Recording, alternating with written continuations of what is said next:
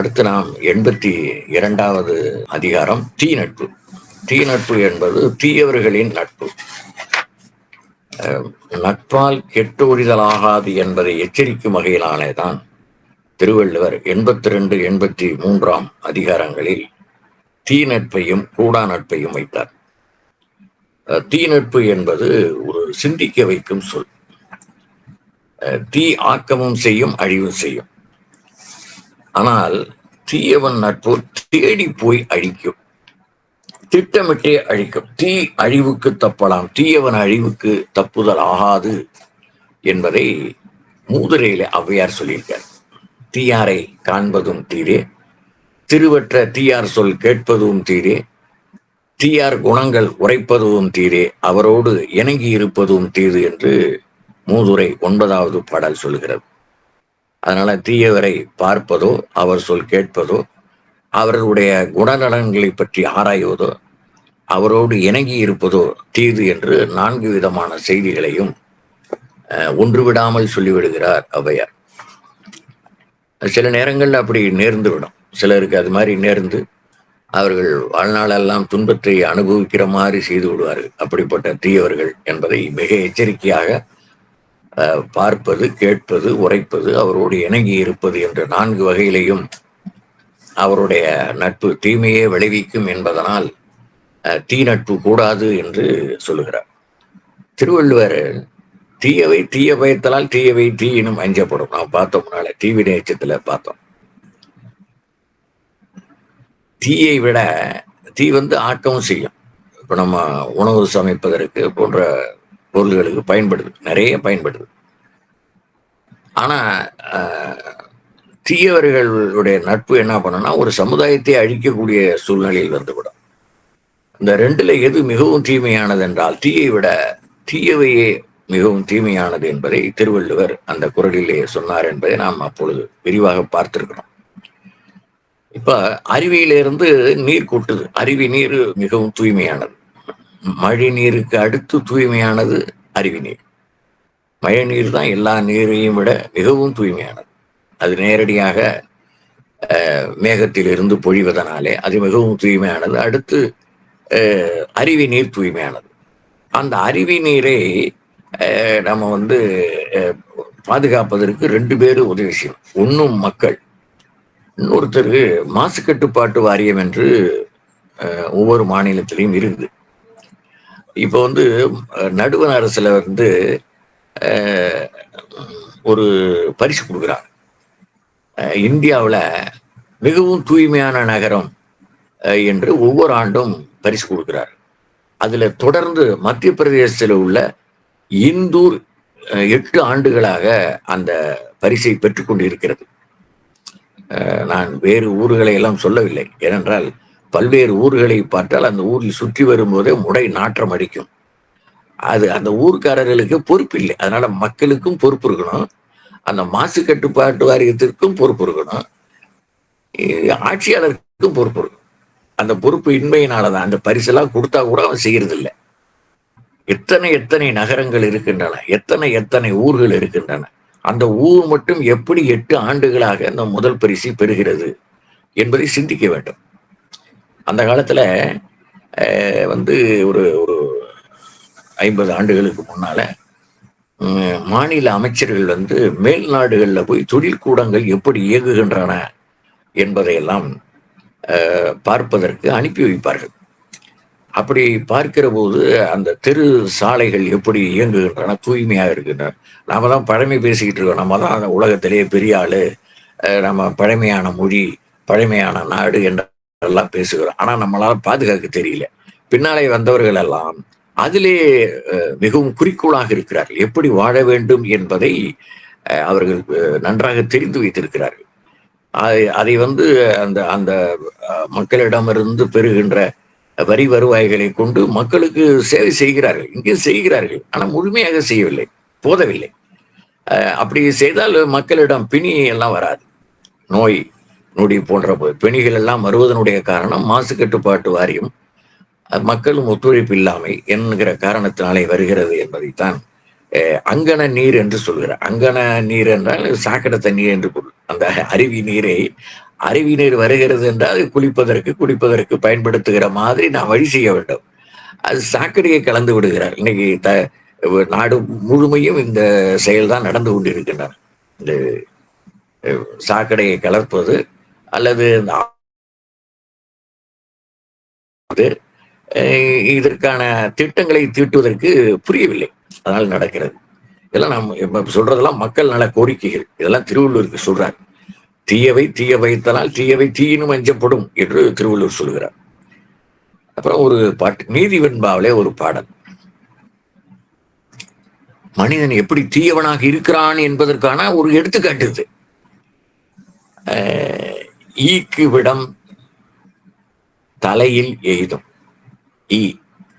ஈக்கு விடம், அதை விரிக்க கூடாது, விரித்து சொல்லக்கூடாது, அவரவர்களே அனுபவத்துல உணரணும். ஈக்கு விடம் தலையில், பறக்கிற இருக்குல்ல, ஈக்கு விடம் தலையில் எய்தும். இருந்தேளுக்கு வாய்த்த விடம் கொடுக்கில் வாழுமே. இதெல்லாம் பெரியவர்கள் சின்ன பிள்ளையில படிச்ச பாடல்கள். இதெல்லாம் பாடத்துல வைக்கிறாங்களான்னு தெரியல. இருந்தேளுக்கு வாய்த்த விடம் கொடுக்கில் வாழுமே, நோக்கரிய பைங்கன் அரவுக்கு பல்லளவே. பாம்புக்கு அரவுன்னா பாம்பு. துர்ச்சனருக்கு அங்க முழுதும் விட, அவன் உடம்பு புற விஷப்படான்னு சொல்லுவாங்க. அது அங்கம்னு, அது அங்கம்ங்கிறது வடமொழி சொல். அங்கம் முழுதும் விடமே. ஒருத்தரை பார்த்தோன்னு சொல்லுவாங்க, அதான் விஷம் வருது பாரு அப்படின்னு. அன்னைக்கு தீக்குச்சி சொன்னேன் இல்லையா, அது மாதிரி உடம்பு பூரா விஷம்டா. பள்ளிக்கு அது மாதிரி உடம்பு பூரா விஷம். அது விழுந்துருச்சுன்னா அவ்வளவுதான்.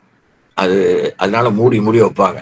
உணவு கூடங்கள்ல எல்லாத்தையும் அதை மூடி வைப்பாரு. அது பாட்டுக்கு மேல போயிட்டே இருக்கும், தலையில போயிட்டு இருக்கும். தவறி விழுந்துருச்சுன்னா அவ்வளவு நாசம். அது தெரியாமல் குடித்து விட்டால் உடனே வாந்தி, மயக்கம் போன்றவையெல்லாம் உடனடி முதல் உதவி செய்ய வேண்டிய சூழல் வந்துவிடும்.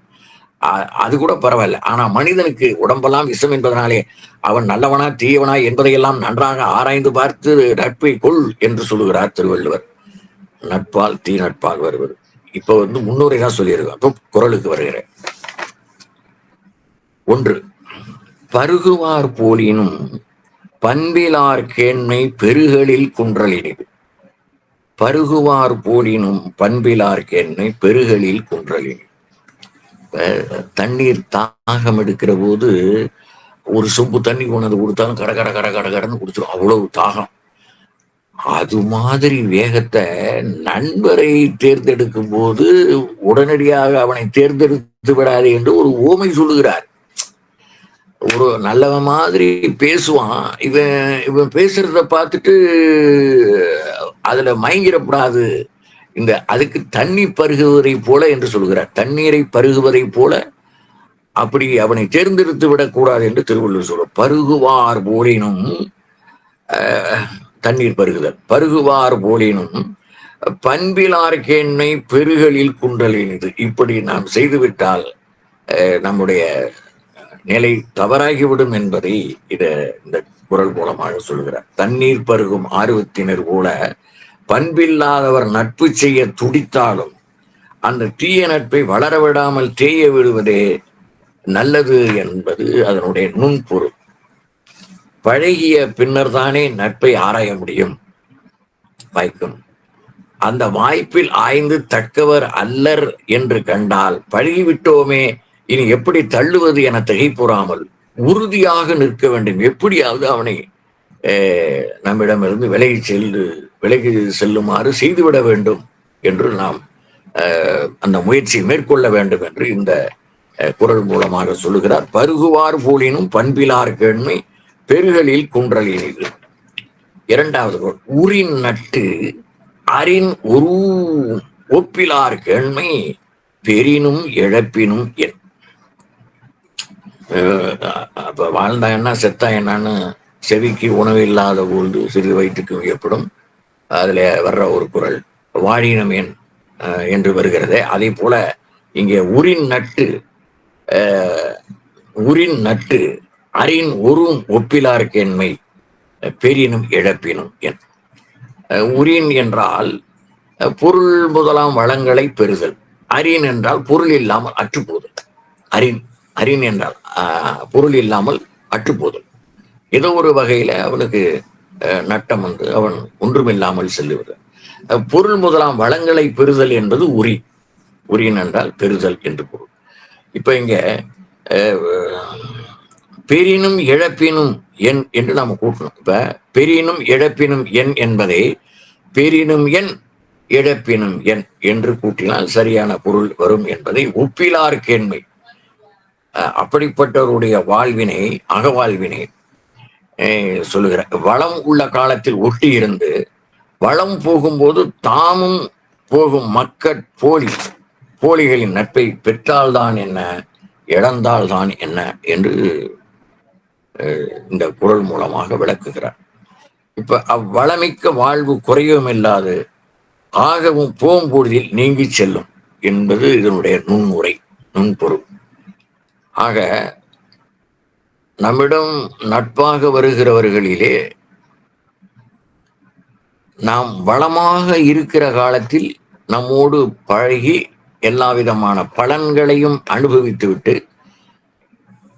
நாம் செல்வம் குறைந்த காலத்திலோ அல்லது நாம் செல்வ வளம் இழந்த காலத்திலோ இந்த பறவைகள் வந்து மாறிவிடுகிறது அல்லவா அந்த நீர்நிலை.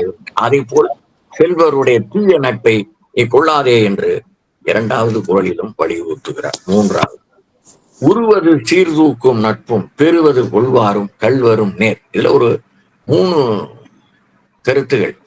மூன்று கருத்துக்களை இந்த குறளிலே கூறுகிறார். உருவது சீர்தூக்கும் நட்பும், அதாவது பலனை எதிர்பார்த்து நட்பை எடை போடுவாரும், பலனை எதிர்பார்த்து நட்பை எடை போடுவார், ஒரு கருத்து. இரண்டாவது, பெறுவது கொள்வாரும், எப்படி இவனிடமிருந்து பணத்தை பெறலாம் என்று எதிர்பார்ப்பவர். சில உரையாசிரியர்கள் வந்து கணிகையரை சொல்லி இருக்கிறார்கள் இதை பார்த்து. அதுவும் சில பொருந்துது. அவர்களும் எதிர்பார்த்து தானே இருப்பார்கள். அவன் ஒன்றுமில்லாமல் போனவுடன் நீ நாளையிலிருந்து வராதே என்றார். அதே போல பெறுவது கொள்வாரும் கள்வரும் நேர். களவு தொழில் புரியுமாறும் சமமானவர்களே, களவு தொழில் திருடர்களும் சமமானவர்கள் என்கிறார். ஒன்று, பலனை எதிர்பார்த்து நட்பை எடை போடுவார். இரண்டாவது, பணத்தை எதிர்பார்த்து எதையும் செய்வார். அதனால கணிகையர் என்று சில உரையாசிரியர்கள் எழுதுகிறார். மூன்றாவது, களவு தொழில் புரிவாரும் சமமானவர்கள் என்பதை இந்த குறள் மூலமாக விளக்குகிறார். உருவது சீர்தூக்கும் நட்பும் பெறுவது கொள்வாரும். இரண்டாவது பாயிண்ட், உருவது சீர்தூக்கும் நட்பும், இது எடை போடுதல். இவர் எவ்வளவு நாளைக்கு தாங்கும், இவர்கிட்ட இருக்க பணம் எப்படி எல்லாம் அவரிடமிருந்து கறக்கலாம் என்று எடை போடுவார். இரண்டாவது, பெறுவது கொள்வாரும், அவனிடமிருந்து பெறுவது மட்டுமே குறிக்கோள் என்பதை இரண்டாவது. மூன்றாவது, கள்வரும் நேர், களவு தொழில் புரிவோரும். இந்த மூன்று பேரும் சமமானவர்களே. அதனால இந்த மூணு பேரையும் தீ நட்பாளர்கள் என்று திருவள்ளுவர் சொல்லுகிறார். ஒன்றை எதிர்பார்த்து புகழையோ பாராட்டையோ மேலுலகம் என்று சொல்லப்படும் பேற்றையோ எண்ணி கொடை புரிவார் வணிக நோக்கர் என்பதை நமக்கு புறநானூறு சொல்வதை நாம் ஏற்கனவே பார்த்திருக்கிறோம். ஆனால் இந்த இடத்திலும் அது பொருந்துகிற மாதிரி வருகிறது. அறவிலை வணிகன் ஆய் அலன், அறவிலை வணிகன் ஆய் அலன், வணிக பரிசிலேன் அல்லேன் என்று கொடுப்பவரும் பெறுபவரும் சொல்லுகிற மாதிரி. நான் எனக்கு இதனால் புண்ணியம் கிடைக்கும், நான் கொடுப்பதனால் புண்ணியம் கிடைக்கும், என்னால பேர் சொல்லாம கொடுத்துட்டு போயிட்டு இருப்பான். இப்போ ஒருத்தன் பார்த்தேன், ஒரு ஒரு சில நாள்களுக்கு முன்னால சில உதவிகள் மக்களுக்கு செய்யறான், ஏழை மக்களுக்கு. அது நல்ல செய்தி தான். ஆனா ஒரு ஒரு ஒரு பலகையில இது இன்னார் மூலமா இன்னார் உங்களுக்கு கொடுக்கிறார், ஏன்னா அவனுக்கு அந்த மக்களிடமிருந்து பெற வேண்டிய செய்திகள் இருக்கிறது, அண்மை காலத்துல பெற வேண்டிய சூழல் இருக்கிறது. அவன் அதை கழுத்துல மாட்டிக்கிட்டு வர்றான். இதை விட ஒரு கேவலம் என்ன இருக்கு? முத உள்ள நுழையிற போதே நான் தான் இதை செய்யறேன் அப்படின்னு. அதுக்கு எல்லாம் ஒரு ஒரு பெரிய ஓங்கி அடிக்கிறார் புறநானூர்ல. ஆய் சொல்லாம கொடுக்குறான், அவனுக்கு உணவு கொடுக்குறான், தாகத்துக்கு நீர் கொடுக்குறான், கையில இருக்கிற அந்த காசு மாலைய முத்து மாலையை எடுத்து இப்பொழுது என்னிடம் இதுதான் இருக்கிறது என்று அதை வாங்கி கொண்டு, ஐயா நீங்க யாரும் உணவு கொடுத்தீர்கள், நீர் கொடுத்தீர்கள், பரிசும் கொடுக்கிறீர்களே, நீங்கள் யாரையா என்று. அவன் அதை பத்தி காதுல வாங்காம குதிரையில் ஏறி சென்று விட்டான். அப்புறம் தான் அது விசாரிச்சு தெரிஞ்சுக்கிறாங்க யாருன்னு.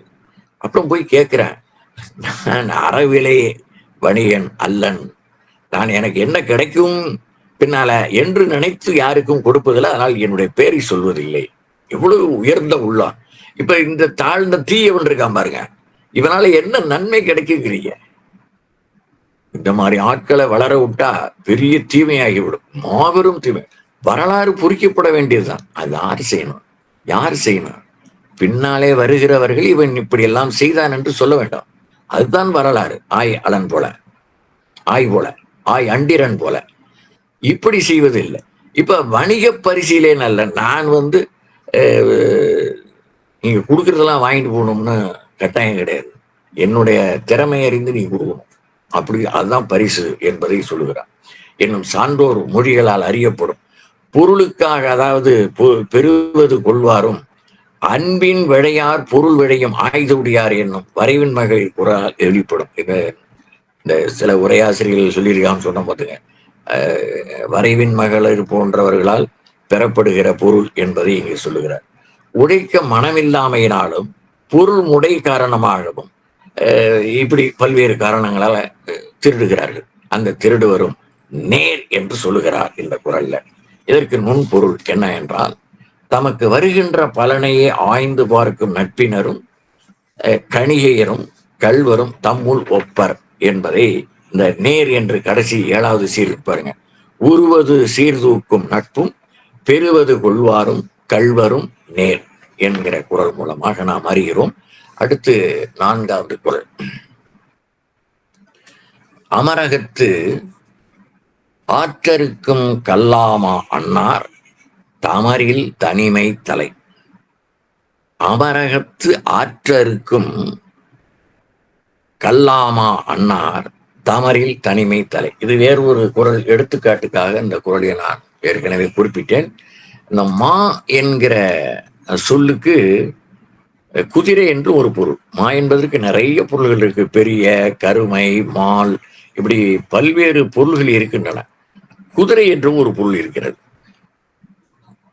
அமரகத்து ஆற்றருக்கும், அதாவது நம்பி ஏறி களத்தில் போரிடும் போது இடையில் கவிழ்த்து விடும் முரட்டு குதிரை போன்றவுடன் நட்பு கொள்வதை விட தனிமையில் இருப்பதே மேல் என்பது இந்த குரலினுடைய பொருள். இப்ப அமரகத்து என்றால் போர்க்களத்தில் இந்த குதிரை மேல போனாக்கா தள்ளி விட்டுரும். எந்த குதிரை? கல்வி அறிவு இல்லாத குதிரை.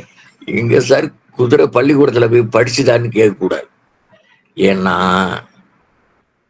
குதிரை வண்டியில போற குதிரை வேற, குதிரை சவாரி செய்யறது வேற. குதிரை படை என்று வைத்திருக்கலாம் அல்லவா, அதற்கு கல்வி கற்பித்திருக்கிறான்.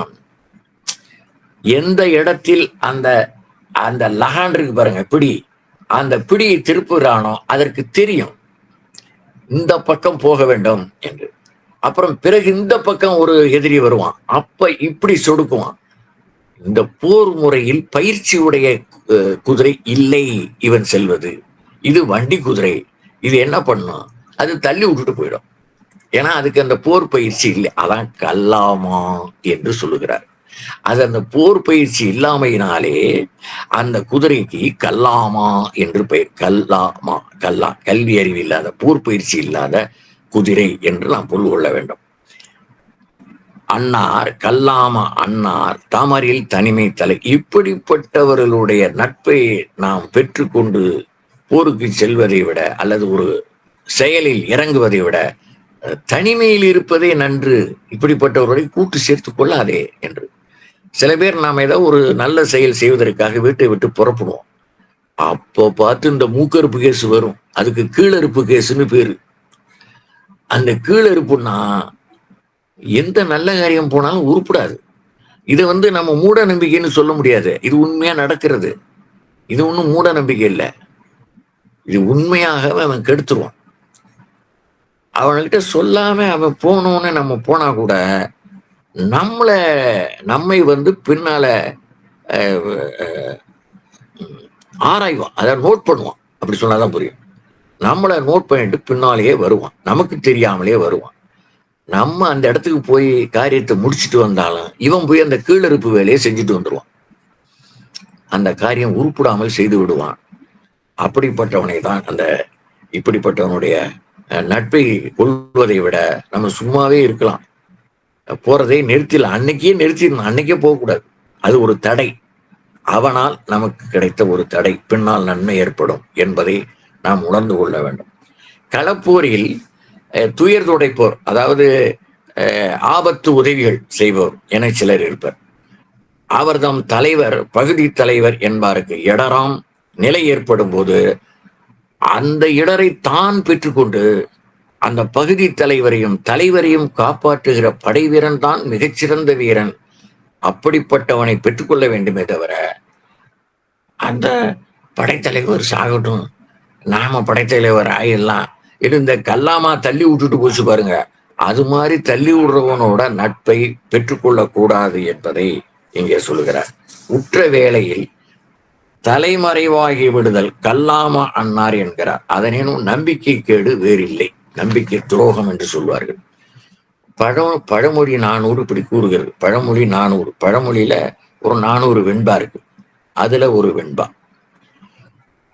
வைப்புழி வைப்பாம் என போற்றப்பட்டவர் உற்றுழி ஒன்றுக்கும் உதவலர் பைந்தொடி அச்சிடையிட்டு திரியின் அதுவென்றோ மச்சேற்றி ஏணிக்கலை. நம்மளை நல்ல உயரத்துக்கு தூக்கி விடுறதா நினைச்சு மேலே ஏற்றி விடுவான். ஏற்றி விட்டோன்னே இங்கே ஏத்தின ஏணி இருக்கு பாருங்க, அந்த ஏணியை எடுத்துருவான். மாடிப்படி, அதாவது மச்சுப்படி இல்லாத இடத்துல இந்த ஏணியை பயன்படுத்தி ஏற்றுவார்கள். அப்படி இவனை ஏற்றி விட்டுருவான். ஏற்றி விட்டுட்டு அவன் மேலே ஏறினதுக்கு அப்புறம் மெல்ல அந்த ஏணியை எடுத்துருவான். அப்படிப்பட்டவனுடைய நட்பை மேற்கொள்ளாது என்று சொல்வதுதான் இந்த குறள். சமயத்தில் உதவாமல் தள்ளிவிட்டு போகும் கள்ள மக்களை நட்பாக கொள்ளலாகாது என்பதைத்தான் இந்த குறள் மிக விரிவாக எடுத்து கூறுகிறது. அமரகத்து ஆற்றருக்கும் கல்லாமா அன்னார் தமரில் தனிமை தலை. இந்த ஆற்றருக்கும் என்பதுதான் இந்த கீழறுப்பு வேலைன்னு சொல்ற பாருங்க, அடுத்து கெடுத்தல் அப்படி பண்ற வேலைக்கு தான் அந்த ஆற்றருக்கும் என்று சொல்றாரு. அப்படி அந்த குதிரைக்கு பயிற்சி கொடுக்கல, அந்த கல்வி இல்லை, போர் பயிற்சி இல்லை, அதனால தள்ளுது. 5வது குறள், செய்தேமம் சாரா சிறியவர் புன்கேண்மை எய்தலின் எய்தாமை நன்று. இதுக்கு இந்த செய்தேமம், ஏமம், ஏமம் என்பது ஒரு பாதுகாப்பு. நட்புக்கு பாதுகாப்பு இல்லாத கீழ்மை குணம் உடையலுடன் நட்பு கொள்வதை விட அவர்களோடு நட்பு கொள்ளாமல் இருப்பதே நல்லது என்று சொல்கிறார். இந்த ஏமம் வேற எங்க வந்தது தெரியுமா? 306வது குறள் வெகுளாமையில பார்த்தோம். அதாவது சினம் என்னும் சேர்ந்தாரை கொள்ளி இனமென்னும் ஏம புனையை சுடும் என்று பார்த்தோம். இப்ப புனை என்பது படகுல போறாங்கன்னா அதை எடுத்து வெளியில வர்றதுக்கு அலை வேகமாக அடிக்கிறது அல்லது வேற ஏதாவது பிரச்சனை ஏற்படுகிறது என்றால் அதை தப்பி வைப்பதற்கு ஒரு கரியை வச்சிருப்பான். அது ஓட்டையா இருக்குன்னு வச்சுக்க, அதுக்குள்ள தண்ணி பூந்து இவனை சாகடிச்சு விடும். அதனால அந்த ஏம புனை என்று சொல்லி, இப்ப இவன் சினம் என்னும் சேர்ந்தாரை கொள்ளினா இந்த சினம்தான் அவனை அந்த ஓட்ட அந்த தப்பிக்கிற கருவி. அந்த சினம் என்பது கொள்ளக்கூடாது என்பதற்காக இங்க வெகுளாமையிலே சொன்னார். இங்கே என்ன சொல்லுகிறார்? செய்தேமம் சாரா சிறியவர் புன்கேண்மை எய்தலின் எய்தாமை நன்று. இப்படிப்பட்ட நண்பனை வைத்துக் கொள்வதை விட அந்த நட்பே இல்லாமல் இருத்தல் சிறப்பு என்பது எய்தலின் எய்தாமை நன்று என்று. புன்கேண்மைனா சிற்றறிவினை உடையவர்கள், கீழறுப்பு வேலை செய்பவர்கள் என்று கொள்ளுங்கள். செய்தேமம் சாரா சிறியவர், அதாவது நட்புக்கு பாதுகாப்பு இல்லாத கீழ்மை குணம் உடையவரோடு நட்பு கொள்வது என்பது இருக்கிறது, அது மிக பிழையானது என்பதை சொல்லுகிறார். இன்னொரு எடுத்துக்காட்டு பழமொழி 400ல இருந்தே சொல்றேன். அதுக்கு இப்ப நெல்லை போட்டு அந்த காலத்துல குத்துவாங்க, அரிசி வேற பூமி வேறையாக எடுப்பதற்கு முரத்தில் புடைப்பார்கள். இப்ப எப்படியோ தொழில்நுட்பம் காரணமாக எவ்வளவோ மாறுதல்கள் விளைந்து விட்டன. இந்த பழமொழி 400 எழுதப்பட்ட காலத்துல அவர் குரல்ல நெல்லை போட்டு குத்துற செய்தியை சொல்லியிருக்காரு. குத்திக்கிட்டே இருக்காங்க. குத்தும்போது அரிசி தனியா முரத்துல புடைப்பாங்க, அரிசி தனியா உமி தனியா எடுத்து ஊதி எடுத்துருவாங்க. இத பழமொழி நானூறுல சில உதாரணங்களை சொல்லுகிறார். அரிசி இல்லாத உமியை விடிய விடிய குத்தினாலும் உமி நொறுக்குமே அல்லாமல் அரிசி கிடைக்காது. அதே போல கை நோவு கொண்டதே பயணம், ஆனால் உதவுவார் நட்பு இல்லாமல் இருத்தலே நல்லது என்று சொல்லுகிறார் இந்த குரல் மூலமாக, இந்த பாடல் மூலமாக. அது 348வது பாடல். நான் பாட்டு சொல்ல. அடுத்தது இன்னொரு எடுத்துக்காட்டு, இந்த கொடி பூவுல இருக்கிறது அழகா இருக்கும். ஆனா அது நீண்ட நேரம் இருப்பார், சில மணி நேரங்கள் மட்டுமே இருக்கக்கூடியது. அதை வாடி போயிடும், அந்த இது வாடி போயிடும். அதனால இப்படிப்பட்டவரோட நட்பு கொள்ளக்கூடாது என்று நன்னெறி சொல்லுகிறது. பாருங்க, கற்றறியார் செய்யும் கடும் நட்பில் தாம் கூடி உற்றழியும் தீமை நிகழ்வுள்ளதே புற்றுடி சென்று படர்ந்த செழுங்குடி மென் பூ மலர்ந்த அற்றே மனமுடையதான். அன்னையோட சரி. அதனால அது நம்மிடம் பணம் பெற்றுக்கொண்டு அல்லது ஆதாயத்தை பெற்றுக்கொண்டு நீங்கி விடுவார்கள். அப்படிப்பட்ட தீநட்பை கொள்ளலாகாது என்று இந்த 5வது குறளிலே சொல்லுகிறார்.